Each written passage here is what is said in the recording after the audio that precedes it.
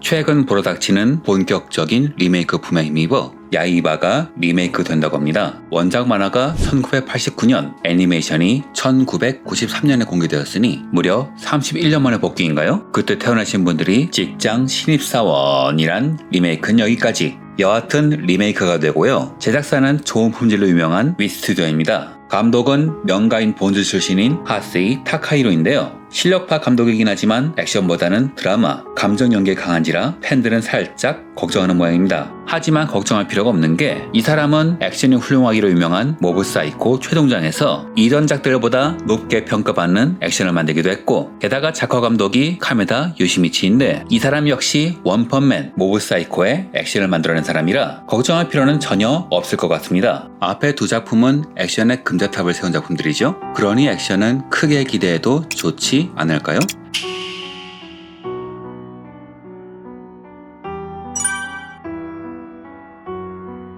지금은 명탐정 코난이 대표적인 아오야마 고쇼. 코난이 처음 연재되었을 때 태어나신 분들이 지금은 애가 있어도 전혀 이상한 상황이 아니라 잘 모르시겠지만 그의 작가적 스펙트럼은 꽤 다양해요. 단편집에서처럼 드라마성이 높은 스토리도 잘 쓰고 야이바 같은 액션물도 훌륭하게 그리죠. 야이바는 명탐정 코난의 전작으로 전부 24권입니다. 그런데 처음 연재되었을 때는 제목을 본 사람들을 헷갈리게 했어요. 타이틀 로고에서는 A가 턴A가 되어 야이바라고 표기하지만 정작 썬데이의 복차 단행본의 안쪽 첨부에서는 A가 바로 된 야이바라 썼거든요. 말로 하면 다 똑같네요. 원래 아오야마 씨는 썬데이 증간호에 비정기적으로 궤도 키드를 연재했고 키드가 호평을 받으면서 차기작의 주간 연재가 결정되었는데 그 작품이 바로 야이바죠. 이 작품을 그린 이유는 그가 초등학교 때부터 고등학교 졸업할 때까지 검도를 해서라고 하는데 솔직히 많은 재미있지만 검도를 묘사했다기보다는 검도 개그 만화에 더 가까웠죠.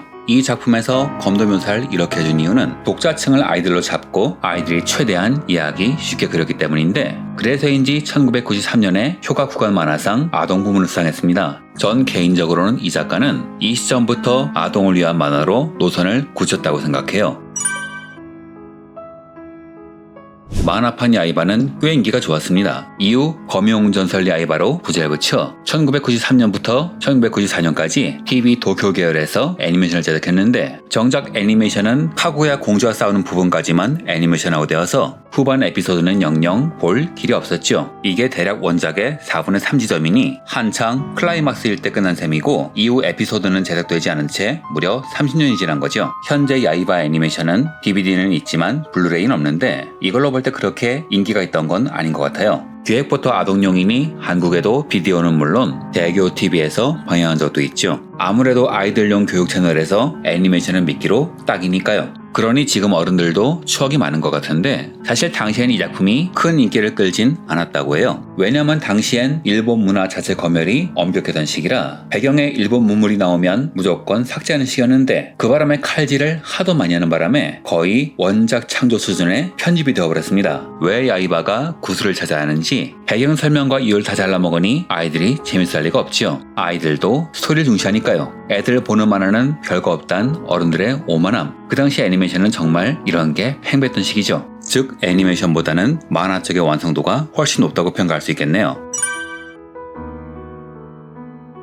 검영조선의 아이바는 지금은 모르겠지만 당시엔 그래도 볼만했어요. 문제는 미완성이란 거죠. 옛날 TV판 애니메이션은 마지막을 다루지 않은 경우가 제법 많았어요. 왜냐하면 인기가 한참 붙었을 때 애니메이션화를 하는데 문제는 방영 속도보다 연재 속도가 훨씬 느려서 원작은 안 끝났는데 편성 시기가 끝나기 때문입니다. 그래서 당시에는 오리지널 에피소드를 곁들이는 경우가 많았는데 때로는 람마처럼 오리지널이 재밌는 경우도 있지만 드래곤볼처럼 원기옥만 2편 내내 모다 끝나는 경우도 있죠. 이런 작품들은 이후에 나름대로의 개편을 하게 되는데 드래곤볼은 원작에 늘어졌던 부분을 재편집해서 방영하기도 하고 람마 2분의 1의 경우에는 완전 신작적이란 표현을 쓰는데 보통 이런 표현이 들어가면 권리 문제로 이전 애니메이션의 오리지널 에피소드는 쓰지 못하고 원작만의 스토리에만 집중하는 경우가 많죠. 왜냐하면 애니메이션 오리지널 스토리의 판권은 이전 제작사에 있으니까요. 이번에 리메이크되는 작품 진 사무라이 전 야이바도 제목이 바뀐 걸로 볼 때 아무래도 원작 만화를 중시한 형태가 될 것 같아요. 특히 이번엔 원작자가 직접 감사한다고 하니 원작 스토리에 더 중점을 두겠죠.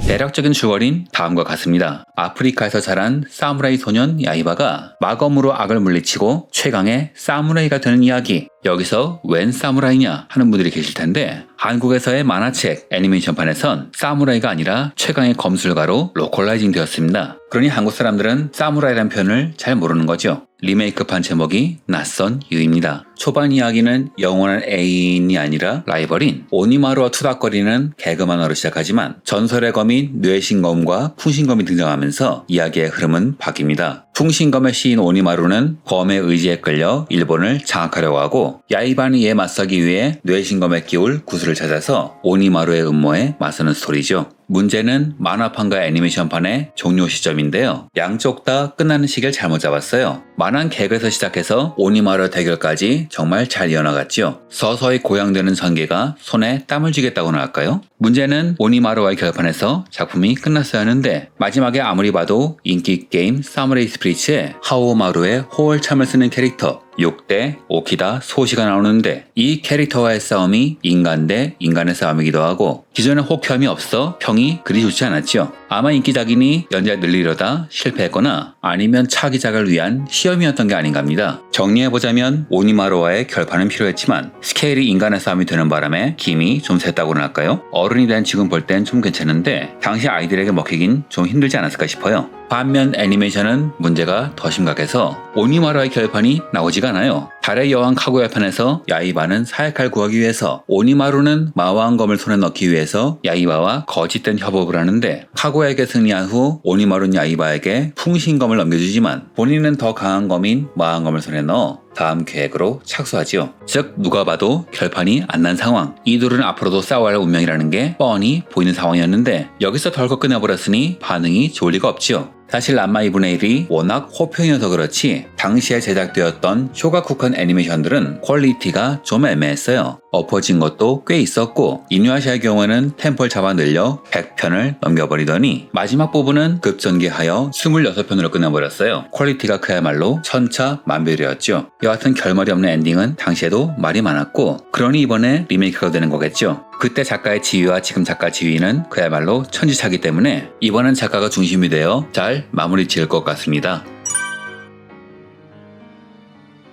이런저런 말이 있지만 야이바의 반응은 상당히 좋아서 한때는 오키다 소시의 후손까지 넣어서 인간 중심의 에피소드로 연장을 하려고 했던 흔적도 보이지만 이 에피소드가 별로 인기가 좋지 않았던 것인지 마지막에는 화성으로 가면서 마무리를 짓죠. 하지만 야이바의 이야기는 여기서 끝난 게 아닙니다. 1994년부터 연재된 명탐정 코난은 아오야마 고쇼마나의 유니버스를 껴낀 작품이죠. 코난의 라이벌 중 한 명은 그의 중편작인 매직 키드의 키드고 성우는 코난의 원래 모습 구도 시니시의 성우인 야마구치 카페입니다. 남자란마 이누야샤로 유명한 바로 그 사람이죠. 쇼가쿠칸은 신작 캐스팅 때 검 죽는 사람들을 돌려쓰는 편인데요. 거명조설 야이바에서 주인공 야이바 역의 다카야마 미나미는 명탐정 코난에선 에더과 코난을 맡는 시기죠. 다카야마 씨는 작가인 아오야마 씨와 결혼했다가 2007년에 이혼했는데 둘의 인연은 정황상 야이바와 코난 덕에 생겼겠죠. 이번 리메이크에서도 성우는 다카야마 씨입니다. 다만 람마가 대부분의 성우를 그대로 캐스팅했다면 야이바는 야이바를 제외한 성우는 다 바뀌었는데요.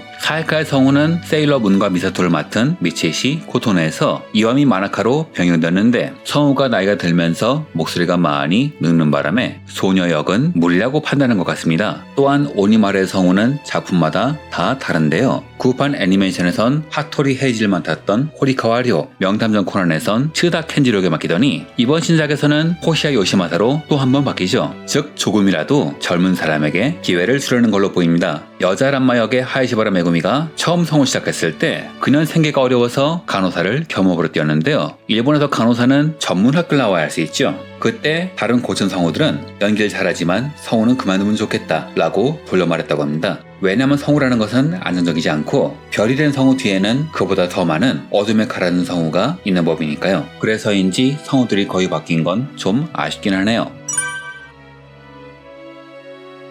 아오야마 씨는 자기 작품의 캐릭터를 다른 작품에 쓰는 걸 좋아하죠. 이른바 아오야마 유니버스인 셈인데 앞서 말했듯 코난의 라이벌은 궤도 키드죠. 그리고 코난엔 야이바가 나와요. 극장판인 진홍의 수학여행에서 간접적으로 등장하기도 하고 장기 휴재를 마치고 다시 연재를 한 코난 1005화에서는 원작의 오키다 소시 6대 손이 야이바사의 앵글 그대로 등장하기도 하는데요. 이때 야이바도 간접적으로 등장하지요. 원작 만화에서도 마지막엔 꽤 컸던지라 코난에서도 꽤 성장한 모습으로 나옵니다. 어쩌면 언제 끝날지 기약이 없는 명탐정 코난에서 코난의 동료로 등장할지도 모르겠네요. 참고로 오키다는 야이바의 여동생인 모로아를 짝사랑하니 그도 이후 아오야마 월드에서 대활약할 듯합니다. 또한 정발 만화판 야이바의 마지막에는 B반의 쿠로하와 F반의 나카모리가 사귄다 라는 내용이 있는데 이거 사실은 오역입니다. 쿠로가 아니라 쿠로바, 즉 쿠로바 카이토, 궤도 키드의 주인공인 쿠로바와 나가모리 아오코가 사귄다는 내용이죠. 즉 궤도 키드는 야이바에도 나왔다는 건데 오역이 났으니 모르는 사람들이 더 많겠네요. 자, 그래서 무슨 말을 하고 싶은 거냐? 이 작가는 자기의 다른 작품에서 캐릭터를 끌어오는 것을 유난히 좋아하고 원작자가 지적 감수를 맞는 작품의 특성상 이번 리메이크 작품에도 명탐정 코난과 궤도 키드의 캐릭터가 나올 수도 있고 이걸 찾는 것이 명탐정 코난, 궤도 키드, 야이바 팬들의 재미가 되지 않을까? 이런 이야기죠. 뭐 이런 걸 찾는 걸 좋아하는 건 저 혼자뿐인 것 같긴 하지만 그래도 한번 찾는 걸 권해보고 싶군요. 저 혼자 죽을 순 없으니까요. 이상으로 영상을 마칩니다. 시청해주셔서 감사합니다.